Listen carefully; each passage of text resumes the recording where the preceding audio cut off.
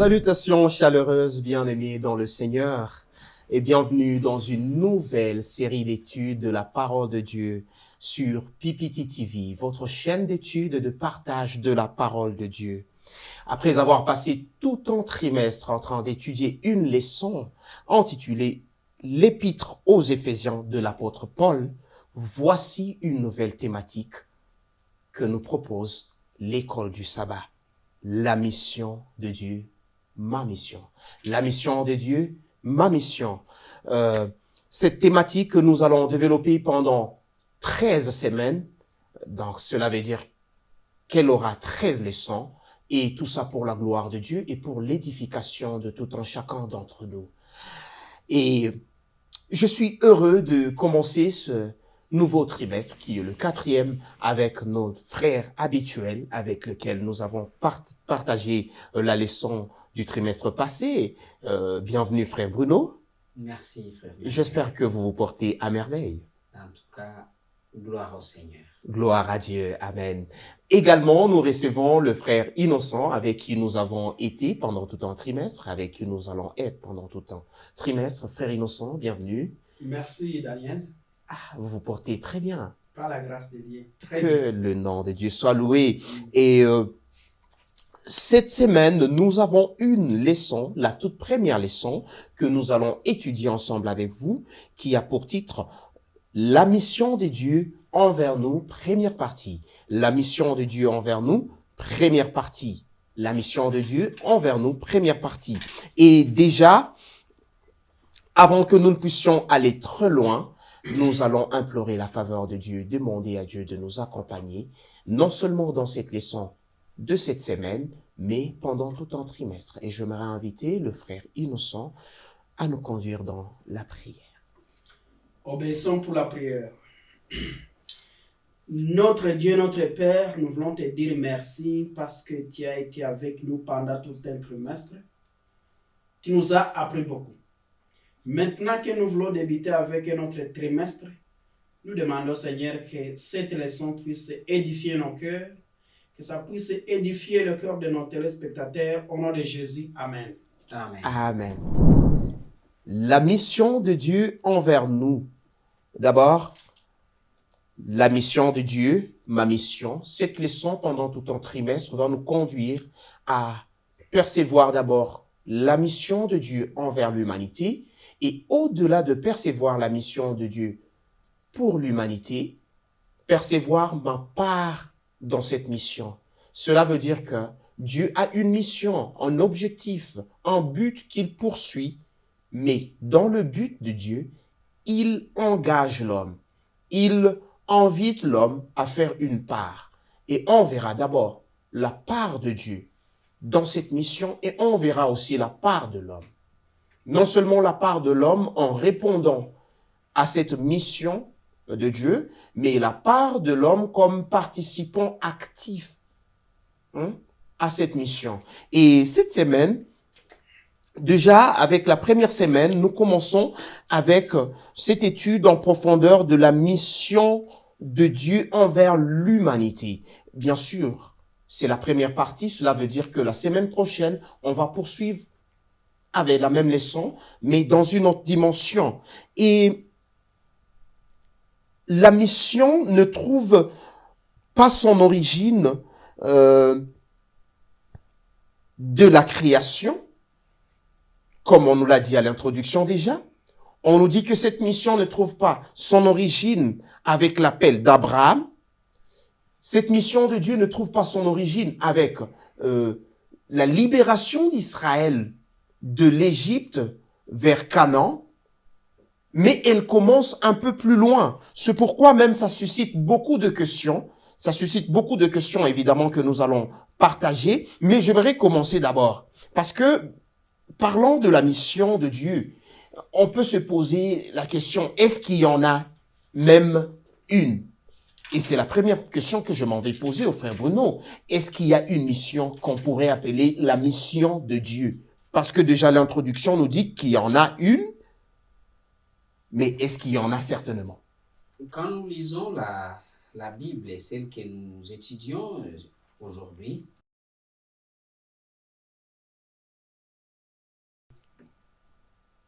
faisons l'homme à notre image. Oui. Mais au tout début, la Bible nous dit au commencement, Dieu. Oui. Au commencement, Dieu créa. Déjà, la création, c'est une mission.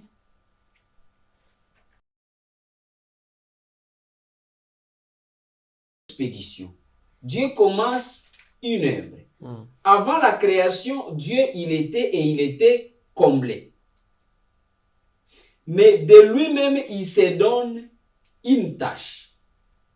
Il se donne un objectif et il dit, faisons quelque chose. Et même en parlant de l'homme, il dit, faisons l'homme à notre image. Oui. Donc, la mission de Dieu, c'est la création. Mais je nous rappelle que c'est dans cette même mission que l'homme a été créé. Parce que l'homme fait aussi partie de la création. Donc oui, Dieu a une mission. Et cette mission, au départ, c'est la création. Et il y aura plusieurs dimensions, selon quel temps arrive, selon les circonstances. Cette même mission revêt plusieurs dimensions selon les époques. Je bénis le Seigneur pour cette réponse sage, parce que finalement, ça révèle que c'est bien, c'est vrai que Dieu a une mission, et j'aime une chose sur laquelle tu as insisté, c'est que c'est la mission de Dieu. Oui. C'est la mission de Dieu. C'est très important de retenir cet élément, parce que plus tard, l'homme pourrait s'approprier quelque chose qui ne lui appartient pas. Et j'aimerais savoir, si oui, il y a une mission, et que cette mission-là a été identifiée, pourquoi cette mission-là s'est tournée et a touché l'homme? D'abord, j'aimerais que tu commences à nous dire quelles sont ses origines, les origines de cette mission, et pourquoi cette mission-là est venue jusqu'à toucher l'homme que nous sommes. Pourtant, Dieu est un Dieu grand, comme le frère l'a dit, est un Dieu puissant, est un Dieu énorme, est un Dieu suffisant, tout puissant. Et comment est-ce que cette mission est parvenue jusqu'à toucher l'homme que nous sommes? D'abord, ses origines, et puis plus tard, comment est-ce que c'est parvenu à toucher l'homme? Merci beaucoup pour la parole m'accordée, cher Daniel. Vous savez, comme frère Bruno l'a dit, d'abord, la leçon nous dit, pour tout un trimestre, on dit la mission de Dieu. C'est là qui a la brochure. Vous voyez, la mission de Dieu, c'est un minuscule, mais ma mission, on a essayé d'agrandir. Ça dit aussi quelque chose. Il y a une communication qui est là. La mission de Dieu, frère Bruno a déjà expliqué, mais il nous a dit que ça va évoluer au fur et à mesure. Il y a des dimensions. Et parmi les dimensions, il a déjà cité la création. Oui. C'est-à-dire même la création de l'être humain fait partie de la mission de Dieu. Au niveau du deuxième escalier, on trouve que dans le jardin d'Éden, il y a cet être humain qui est créé. Mais avec le plan mauvais de Satan, l'homme s'est détourné de la volonté de Dieu. Quand l'homme s'est détourné de la volonté de Dieu, on trouve parmi les attributs de Dieu l'amour. Cet amour de Dieu encore qui sa mission de venir chercher l'homme dans l'omnipotence de Dieu. Il savait là où l'homme se trouvait. Mais il est venu, regardez l'amour de Dieu quand il vient chercher l'homme dans sa mission encore de nous chercher. Il n'a pas demandé qu'a-t-il fait, ou il n'a pas demandé pourquoi m'a-t-il désobéi, mais il a dit où est-il? La question là de où est-il, ce n'était pas que Dieu ne connaissait pas là où Adam s'est retrouvé, mais c'était sur le plan relationnel. Et ça, si nous synthétisons, deuxième palier de la mission de Dieu, c'est nous chercher l'être humain en perdition. le deuxième palier de la mission de Dieu. Et on voit déjà cette vision missionnaire de Dieu se dessiner déjà au travers ces exemples que vous venez de donner. D'abord, il y a un Dieu qui crée un habitat, un espace de vie qui est l'univers, où il espérait que tout fonctionne avec harmonie. Et puis, il y a une désorientation qui s'appelle le péché, qui désoriente, et on voit que c'est comme si même la mission originelle de Dieu a été déviée. Au départ, la mission de Dieu, c'était de créer cet équilibre pour un ensemble d'êtres qu'il allait créer pour qu'ils jouissent de sa présence, mais le péché a désorienté finalement la mission de Dieu. Dieu ne peut pas être désorienté, parce que si quelqu'un est désorienté, c'est-à-dire qu'il a été déséquilibré, il a été surpris, il a été dépassé par les événements. Non, tout ça, Dieu ne peut pas être dedans. Si vous avez un Dieu qui est dépassé, surpris, alors ce n'est pas le Dieu de la Bible. Donc, la mission n'a pas été changée ni désorientée. Mais les frères, Innocent a commencé. Vous voyez que la mission qui commence en Genèse, la création. Mais, au fil des années, on explique le péché est déjà arrivé. C'est pourquoi en Genèse 3:9, Dieu pose la question à Adam, où es-tu? Oui. Mais lorsque déjà Adam a péché, il se cache de Dieu. Ce n'est pas Dieu qui se cache d'Adam. Donc celui qui est désorienté, c'est Adam. Or, comme je l'ai dit au départ, l'homme n'a pas été créé pour la mission. L'homme a été créé dans la mission. C'est pas que quand la mission était déjà faite, on a dit non, et toi homme, tu viens quand je voudrais, je t'envoie. Non. L'homme lui-même, il fait partie de la mission. Parce qu'il a été créé.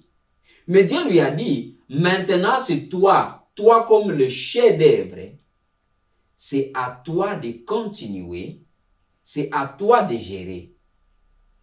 Maintenant, puisque Dieu, il sait tout, en créant l'homme libre, Dieu a dit, je prends les risques sur moi. Cet homme, il est libre, il pourra me choisir ou me nier. Il est libre, il est intelligent. Alors Dieu a dit, au cas où cet homme choisirait de se perdre, il y a un autre aspect de la mission, c'est aller les chercher parce que sans moi, cet homme ne peut pas survivre. Loin de moi, l'homme n'est rien. Mais s'il décide d'y aller, j'irai les chercher.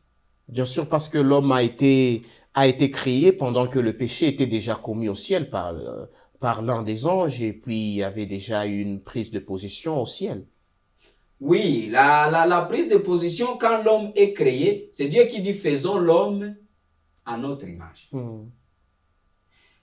Dieu n'est pas un élément de la création. Si on prenait la création comme un ensemble, Dieu n'est pas dedans. Il est out. Maintenant, Dieu a dit, si moi, Dieu le Créateur, je veux entrer dans la création, quelle forme je peux prendre? Ok? Si moi, Dieu, je veux être vu et connu par les créatures, la forme que je vais avoir, l'aspect que je voudrais avoir, c'est l'homme. C'est l'homme. À son image. Donc, étant à l'image de Dieu, ça revient également à l'homme de continuer la mission de Dieu. Et c'est pourquoi ce n'est pas Dieu qui entretenait le jardin. Pourtant, c'était sa mission. Mais il dit maintenant, puisque j'ai un représentant, eh bien, qu'il continue. Qui continue la mission. Dominer. Qui domine. Ce qui est un élément important. Mais revenons un peu en arrière sur la chute de l'homme. Cet événement qui a surpris un tout petit peu, bon, disons, qui a étonné quand même. L'homme a été créé parfait et qui a succombé au piège de l'ennemi. Mais on voit un Dieu qui descend de sa grande autorité divine et qui tend la main à l'homme qui a commis le péché. Comment expliquer ces choses? Quand il dit à l'homme qui a péché et qui s'est caché dans le jardin, il va chercher l'homme et il dit, où es-tu? Comment comprendre ces choses-là? Et pourquoi même Dieu? Parce que Dieu avait beaucoup de choix, voyez-vous. Dieu pouvait laisser l'homme mourir et créer un autre homme. Parfait encore, à son image toujours. Ou il pouvait peut-être laisser l'homme vivre éternellement dans son péché et souffrir éternellement. Mais il a choisi la troisième option, qui est de sauver cet homme, de ne pas laisser cet homme se perdre éternellement. Oui, merci. Vous savez, dans les attributs de Dieu, il y a l'amour. Mais dans tout ce que Dieu fait, c'est parfait. Mais il y a aussi l'enseignement. Vous savez, quand on essaie de raisonner par analogie, on dit Dieu c'est les potiers, l'homme c'est l'argile. Si nous allons dans cette analogie, lorsque pour c'est là qu'il faut peut-être qui fabrique des choses, lorsque vous êtes en train de fabriquer une pièce et que vous trouvez que la pièce devient défectueuse juste à la fabrication, vous la déclassez. Mais Dieu, dans son amour incommensurable, il n'a pas déclassé. Comme tu l'as dit, il avait cette attitude de déclasser. C'est cet homme, cet élément qu'il venait de créer et dire je vais créer un autre élément. Mais Dieu, dans son amour, au lieu de déclasser, il a dit il y a une manière de le remettre sur le droit chemin. Et le remettre sur le droit chemin, comme l'homme était dans une position, comme mon frère Bruno a dit, de désorientation. C'est Dieu encore par son amour qui est venu les retrouver, les chercher. Et donc le fait que Dieu vient, il dit à l'homme, où es-tu? C'est encore dans sa mission, mais aussi c'est encore dans ses attributs. Qui est, parmi ses attributs, il y a l'amour. C'est l'amour incommensurable de Dieu qui a fait à ce qu'il puisse. Pas parce que sur le plan localisation, il ne savait pas là où l'homme se trouve, mais sur le plan relationnel. Le où es-tu était une question théologique ou une question missiologique? Non, la question où es-tu, c'est pas théologique. Dieu ne voulait pas savoir la localisation géographique d'Adam et Ève. Non, il savait. Qu'est-ce qu'il voulait alors savoir? Mais il voulait justement demander à Adam. Est-ce qu'entre nous, ça va encore? Moi, ce terme simple qu'on utilise, on peut demander à une fille, est-ce que ça tient encore entre nous? C'est tout ce que Dieu, parce que le frère a dit que c'est un Dieu relationnel. Oui. Il veut dire, Adam, est-ce qu'entre nous deux, ça continue à coller?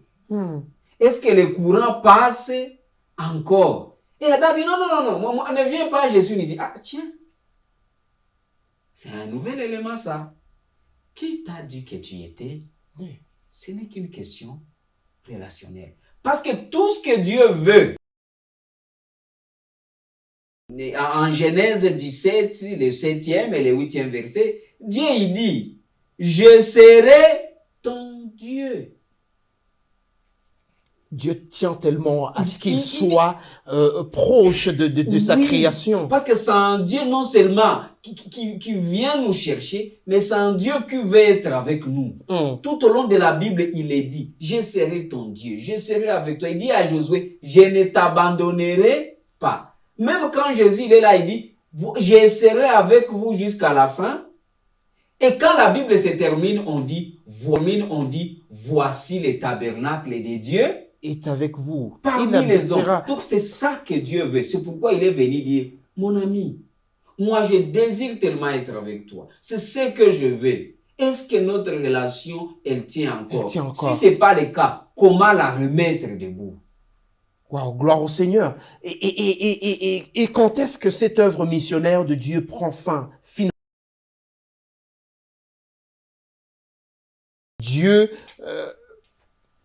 c'est comme si c'est donné la tâche de travailler plutôt pour l'homme que de voir l'homme travailler pour lui. Bon, vous savez, nous sommes dans le scénario où Dieu, dans sa mission, il nous a créés, il nous a cherchés lorsque nous étions perdus. Maintenant, nous sommes dans les grands conflits cosmiques et il nous appelle, comme nous avons fini avec Éphésiens, où nous avons vu Ésaïe 57, où on nous a dit qu'ils sont beaux le pied qui apporte la bonne nouvelle. Le pied qui publie l'évangile, qui publie la paix. Et aujourd'hui, dans cette leçon, on nous charge encore cette mission. Une fois que Dieu, que nous avons été tirés quelque part, c'est Dieu nous charge cette mission, comme la mission qu'il a chargée. Aujourd'hui, Dieu nous charge de la mission d'informer, de faire quelque chose, de publier la bonne nouvelle. C'est à Matthieu 28, à partir du 18e verset, où il nous dit aussi d'aller avec cette bonne nouvelle. Et tu as posé la question, quand est-ce que cette mission prendra fin?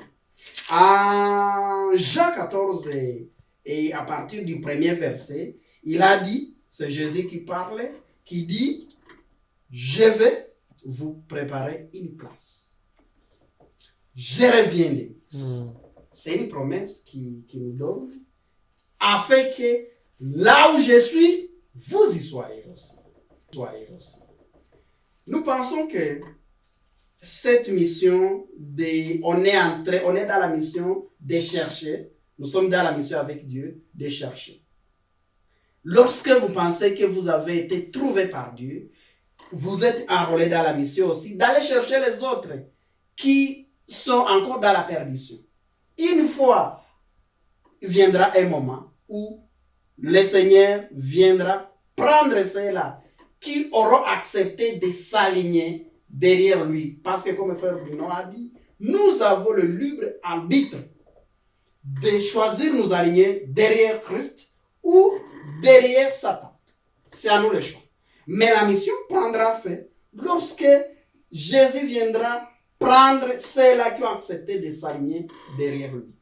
Gloire au Seigneur. Et comme vous l'avez dit, la mission de Dieu qui consistait à créer au départ, qui a consisté aussi à sauver, et finalement, elle va consister à restaurer la volonté de Dieu, la volonté originale de Dieu.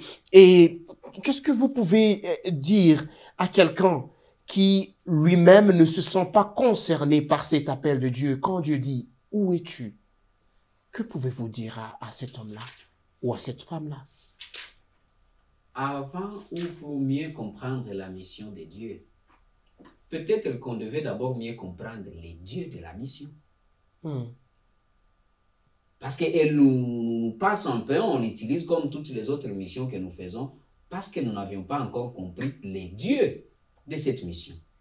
Et c'est pourquoi cette leçon nous dit, les dieux de cette mission dont il est question, les dieux que nous voulons suivre, dont nous voulons suivre les pas, c'est un Dieu qui nous cherche partout où nous sommes. Donc, j'ai dit à ses frères, quel que soit là où tu es, si tu veux que le Seigneur vienne, il te trouvera où tu es et dans toutes les conditions où tu es.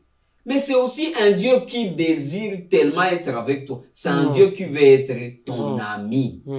Mais ce même Dieu, il est venu vivre avec nous. Même dans la leçon, on nous a dit que quand Christ était sur la terre, la mission a eu un visage, une voix et des mains. Oui. Donc, on peut voir la mission, on peut l'entendre, on peut la sentir en action. Dieu, cette mission est venue en Emmanuel, Dieu Avec nous. avec nous. Dieu veut être avec toi, Dieu veut être avec tout le monde. Mais c'est Dieu, il continue, il n'est pas resté à l'époque de Jésus. Non.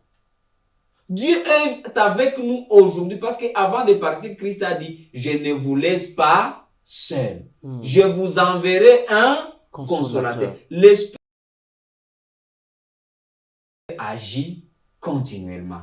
Mais c'est Dieu, il nous dit aussi, écoutez, ce monde où vous êtes, il est déjà corrompu.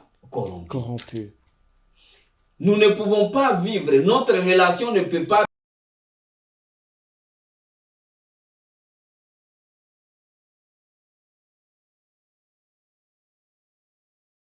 Vous y soyez. Alors, frères et sœurs, ce que le Seigneur veut, c'est que là où il est, nous y soyons aussi. Et nous savons qu'il est à la droite du Père, le roi des rois. C'est là qu'il nous veut.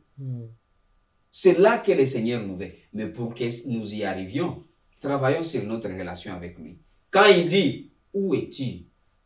Ne dis pas, je suis à un endroit géographique. Dis, Seigneur, j'ai péché. J'ai agi contrairement à ta volonté. S'il te plaît, reprends-moi. Répondons positivement à cet appel et le Seigneur revient bientôt pour nous. Gloire au Seigneur. Un conseil pour de plus pour cet homme et cette femme-là qui... Je vais pour finir lire cette phrase. Tout comme Dieu alla chercher Adam et Ève, il est aussi à notre recherche. Non pas pour nous punir, mais pour nous offrir la réconciliation afin de nous sauver du jugement que nos péchés méritent. Et donc que nous soyons disposés à écouter. Lorsque Jésus frappe à la porte de nos cœurs, que nous puissions être prompts à ouvrir la porte afin qu'il puisse régner avec nous. Gloire au Seigneur, oui. Non, il y a quelque chose qui me vient à l'esprit pour clore aussi. Je me dis, est-ce que cette mission, elle concerne seulement les gens qui vivent dans ce qu'on appelle une mauvaise vie, qui ne connaissent pas le Seigneur? Peut-être non. Vous pouvez être déjà un prédicateur, vous avez une église, vous dirigez toute une église, même florissante. Mais l'objectif de cette leçon, c'est nous dire, arrêtons de parler. Il est temps d'agir. Peut-être que vous priez beaucoup, vous chassez les démons. La leçon est d'accord. Mais il dit, arrêtons de parler, allons aussi agir pour sauver plus de personnes. La parole, c'est bien, mais vivre aussi cette parole en agissant, c'est plus mieux pour la gloire du Seigneur. Gloire à Dieu, gloire à Dieu. Et Genèse, le chapitre 3, le verset 9, qui a été notre verset de mémoire, où il est écrit, « Mais l'Éternel Dieu appela l'homme et lui dit, « Où es-tu » Aujourd'hui, l'Éternel se tourne.